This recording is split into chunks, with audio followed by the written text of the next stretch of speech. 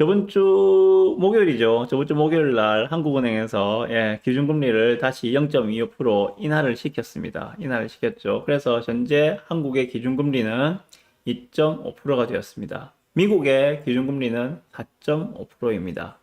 한미 간의 금리 차이는 2%가 나고 있습니다. 요거는 뭐 저번 주에 많이 보셨을 거니까 중요한 건 그게 아니고 지금 한국은행에서 제시한 올해의 경제 성장률은 0.8%라고 합니다. 0.8%. 이게 심각한 대목이에요, 지금. 한국은행이 기준금리를 29일 저번 주 목요일 날 2.75에서 2.5로 내렸습니다. 내렸고 한미 간의 금리 차도 말씀드린 대로 2% 차이가 난다고 말씀드렸고요.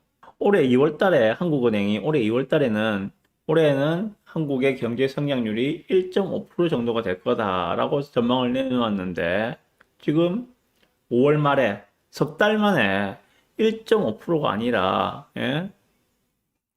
0.8%가 될 거다라고 지금 전망을 내놓았다고 합니다. 그럼 내년의 경제 성장률은 1.6% 정도가 될 거다라고 지금 전망을 내놓았다고 합니다. 이 부분이거든요. 예. 같이 보실 게 이겁니다. 지금 OECD에서도 한국의 경제 성장률 전망치를 이전에는 1.5%를 봤었는데 이제는 1%로 내렸다고 합니다.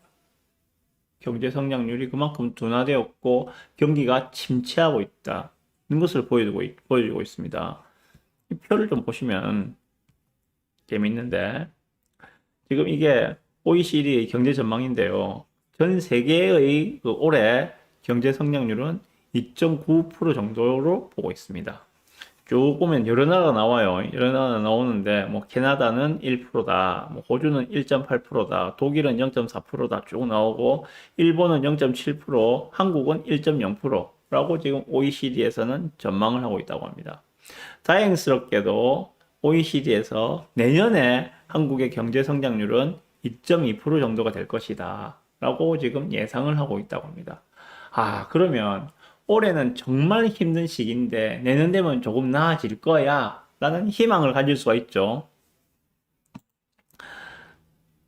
OECD가 올해 한국의 경제 성장률을 1%로 전망했다. 3개월 전에 제시했던 1.5%에 비해서 0.5% 낮은 수치다. 그러면은 앞에서 한국은행에서 제시한 올해의 한국 경제 성장률은 0.8%입니다. 비슷하게 OECD에서도 한국의 경제 성장률, 올해 25년의 한국 경제 성장률은 1% 정도다라고 이야기를 하고 있습니다. 같이 보실 게 이거예요. OECD에서 한국의 경제 성장률을 1%로 보면서 금리를 최소한 2번은 더 내려야 된다. 라고 이야기를 했다고 합니다. 금리를 더 내려야 됩니다. 현재 한국의 기준금리는 2.5%인데 2번을 더 내린다면은 2%가 되겠죠.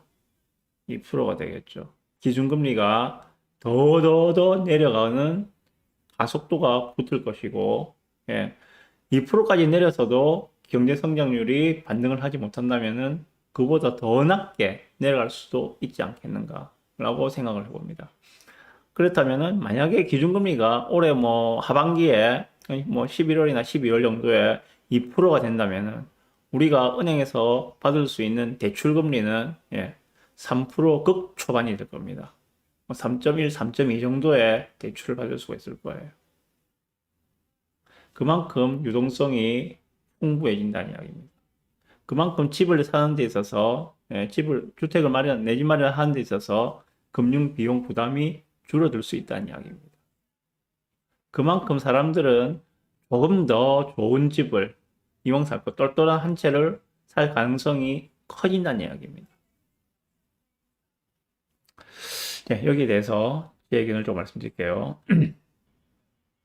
물론 내년에 금리가 뭐 더 내려갈 수도 있겠지만은 올 연말에 2% 정도까지 기준금리가 내려가게 된다면은 사실상 거의 뭐 발목 정도 무릎 이하까지 내려가는 수준이 아니겠는가라고 생각을 해봅니다.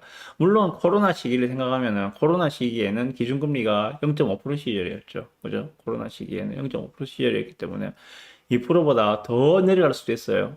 경기가 더 계속 침체하고 예, 반등하지 못한다면은 더 내려갈 가능성도 있지만은 일단은 2% 정도면은 뭐 무릎 이하, 뭐 발목 정도까지는 보셔야 되지 않겠는가라고 생각이 듭니다. 그랬을 때 저금리 시기죠, 그죠? 저금리 시기, 대출금리 3% 초반이면은 상당히 매력적인 그런 대출금리라 생각이 드는데, 그 정도 시기에 예, 자산 가격이 어떻게 반응을 했었는지, 불과 5년 전을 보시면 아시잖아요. 그죠? 예, 코로나 시기에 저금리, 뉴노멀이라 이야기하면서 저금리 시기에 자산 시장이 어떻게 반응을 했던가. 그 당시에는 정말 계집도 오르는 시절이었습니다. 눈 뜨면, 예, 눈만 뜨면은, 예, 뭐, 1,000만 원씩 우습게 오르던 시절이었습니다.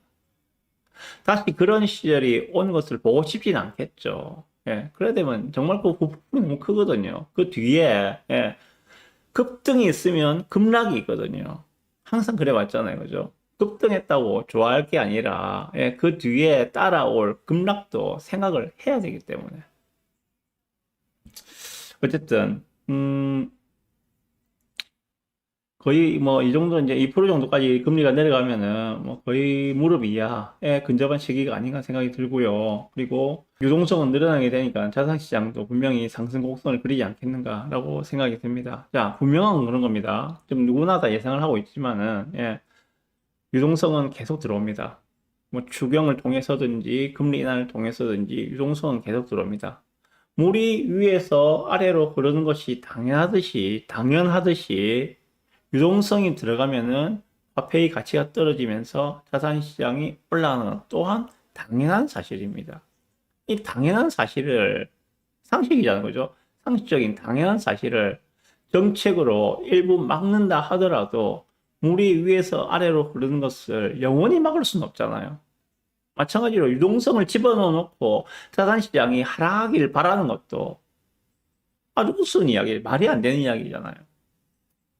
그래서 이번 이런 경기 침체기에 예, 그리고 그 이재명 정부가 들어서면서 유동성을 공급하는 그리고 금리가 인하되는 이러한 시기를 좀 놓치지 않고 나의 자산을 좀 확대하는데 잘 활용을 하셨으면 좋겠다라는 생각이 듭니다.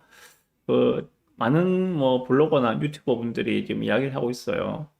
이번 이재명 정부 5년 뒤에는 지금보다 자산 가격이 뭐 아파트로 이야기합시다. 아파트 가격이 아마 앞자리가 달라져 있을 것이다 라고 이야기를 하고 있습니다. 그만큼 심각한 상황이라는 거예요. 그래서 정말 아직까지 내 집 마련 못하신 분들은 조금 서둘러 주시면 좋겠다. 그렇게 말씀을 드려 봅니다. 전세 사시는 것보다는 예, 앞에서 그 어떤 분이 질문을 하셨지만은 뭐라도 하나 자산을 만들어 놓으시는 게 더 중요하지 않겠는가라고 생각해 봅니다. 네.